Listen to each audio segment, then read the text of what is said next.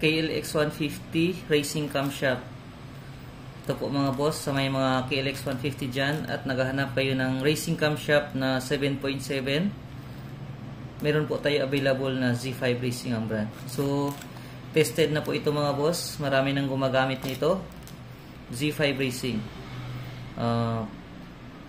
KLX 150 racing camshaft 7.7. So tanungin na natin mga boss. Ayan. So ito po siya. Ayan. So yan po siya. Marami na pong gumagamit nito. Tested na tested. Quality.